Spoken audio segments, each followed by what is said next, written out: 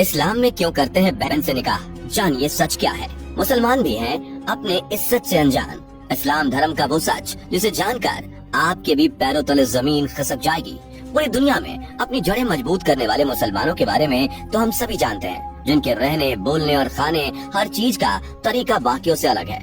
पर सवाल ये आता है कि आखिर मुसलमान कौन है, इनका असली सच क्या है।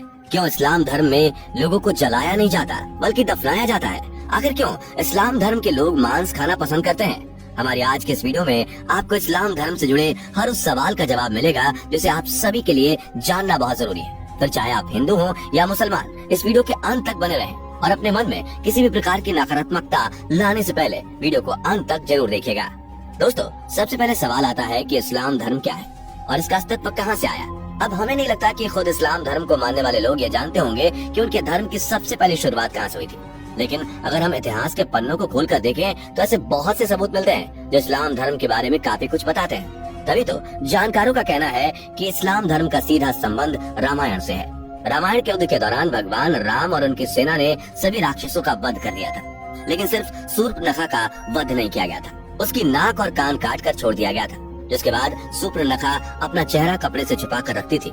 अपने भाई रावण की मृत्यु के बाद शूर्पणखा अपने पति के साथ शुक्राचार्य के पास गई और जंगल में उन्हीं के आश्रम में रहने लगी। रामायण के युद्ध के बाद राक्षसों का वंश खत्म न हो जाए, इसलिए राक्षसों के गुरु शुक्राचार्य ने शिव जी की आराधना करी और शिव जी प्रकट हो गए। भगवान शिव ने अपना स्वरूप शिवलिंग शुक्राचार्य को देकर कहा, जिस दिन कोई हिंदू इस शिवलिंग पर गंगा जल चढ़ा देगा उस दिन राक्षसों का नाश हो जाएगा। तब तक के लिए जो राक्षसों का वंश है वह इसी से चलता रहेगा। भगवान के दिए हुए शिवलिंग को शुक्राचार्य बिल्कुल सुरक्षित जगह पर रखना चाहते थे ताकि कोई भी हिंदू उस तक पहुंच न जाए। इसलिए शुक्राचार्य ने डर की वजह से शिवलिंग को हिंदुओं से दूर रेगिस्तान में स्थापित कर दिया। इसलिए लोगों द्वारा कहा जाता है कि मक्का मदीना में शिवलिंग मौजूद है, जिस पर अगर कोई हिंदू गंगा जल चढ़ा देगा तो पृथ्वी पर मौजूद सभी मुसलमानों का सर्वनाश हो जाएगा।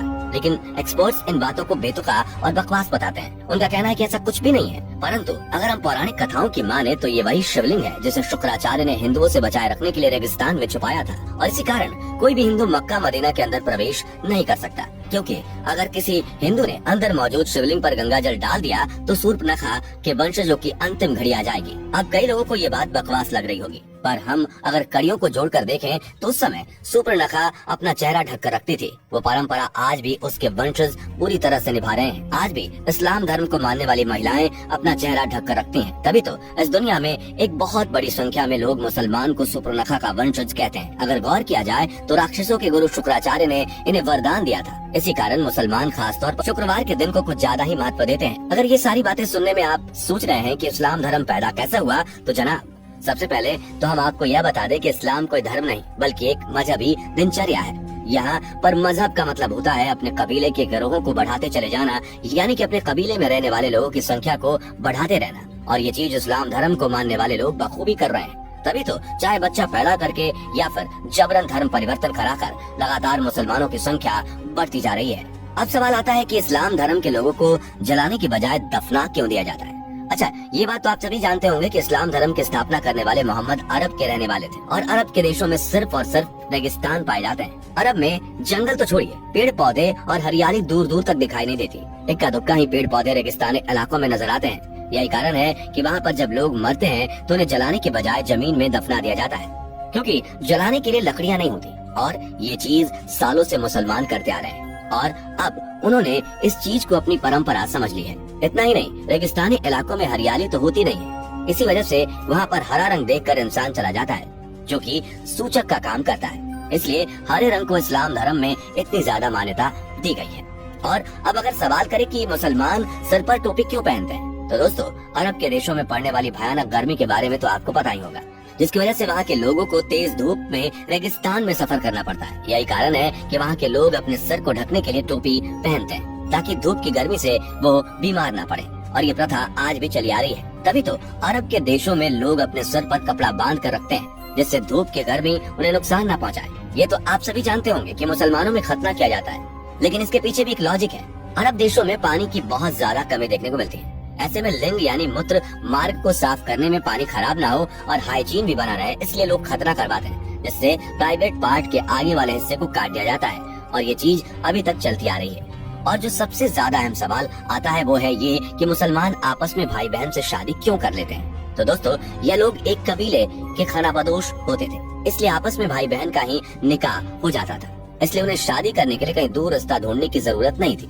पर हाँ, वो लोग शादी करने से पहले इस बात का जरूर ध्यान रखते थे कि जिसके साथ वो शादी कर रहे हैं वो सगा भाई या बहन ना हो। अगर कोई चाचा या मामा वगैरह का लड़का लड़की है तो उसके साथ ये लोग आराम से शादी कर अपना घर बसा सकते हैं। बस शर्त यह है कि जिस शख्स से इस्लाम धर्म में शादी होती है उसका जन्म आपकी माँ की कोख से ना हुआ। और दोस्तों, खान पान की बात करी जाए तो आप भी ये अच्छे से जानते हैं कि अरब के देशों में रेगिस्तान के अलावा कुछ भी नहीं देखने को मिलता। वहाँ पर खेती बाड़ी करना या फिर फलों को उगा कर खाना असंभव सा है।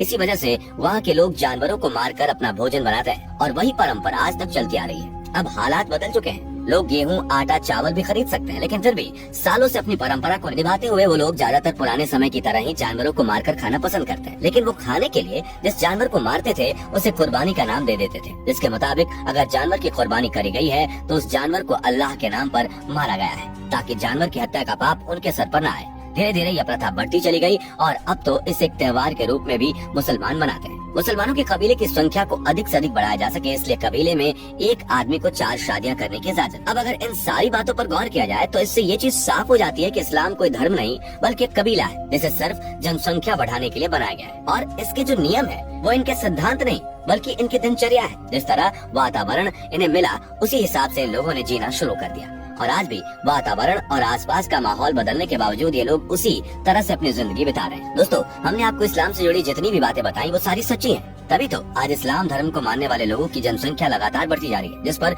चाह कर भी कोई रोक नहीं लगा सकता। जिस हिसाब से मुसलमानों की संख्या बढ़ती जा रही है उसे देखते हुए यह कहना गलत नहीं होगा कि आने वाले कुछ ही सालों में दुनिया में सबसे ज्यादा मुसलमानों की आबादी देखने को मिलेगी। अब हमारे बहुत से मुसलमान भाई बहनों को ये सारी बातें सुनकर बुरी लग रही है। हम उनके धर्म को इस तरह से कह रहे हैं, पर दोस्तों, हमारा इरादा किसी भी धर्म को ठेस पहुंचाना नहीं है, बल्कि हम तो आपके सामने कुछ ऐसे फैक्ट्स रख रहे हैं जो पूरी तरह से लॉजिकल हैं। और अगर आप उस पर गौर करेंगे तो आपको समझ में आ जाएगा कि हम जो कह रहे हैं वो वाकई में सच हो सकता है। इन सब की सबसे ज्यादा हैरान करने वाली बात तो ये है कि इस्लाम धर्म को मानने वाले लोग खुद भी ये नहीं जानते कि वो इस तरह की सोच क्यों रखते हैं और क्यों इस्लाम धर्म को मानने वाले अधिकतर लोग दूसरे धर्म को कम समझते हैं। हम ऐसा नहीं कह रहे हैं कि मुसलमान लोग ही अपने धर्म को ऊंचा रखते हैं और बाकी लोग अपने धर्म पर ध्यान नहीं देते, बल्कि हिंदू से लेकर सिख और ईसाई तक हर धर्म के लोग अपने धर्म को महत्व देते हैं। किसी भी धर्म में, फिर चाहे वह इस्लाम धर्म क्यों ना हो, उसमें दूसरे धर्म का नीचा दिखाना नहीं सिखाया गया है। लेकिन फिर भी मजहब के नाम पर दंगे होते हैं, जबकि चाहे हिंदू हो या मुसलमान, किसी को भी ये पता नहीं कि उनकी शुरुआत कहाँ से हुई और जो सिद्धांत और नियम कानून वो सीख रहे हैं वो किसने बनाए और किस लिए बनाए। लोग तो सिर्फ आंख बंद करके अंधों की तरह उन्हें मानते जाते हैं, परंतु उसके पीछे का सच नहीं पता। अब आपका इस पर क्या कहना है हमें कमेंट बॉक्स में हर पल मेरी याद तुम्हें तड़प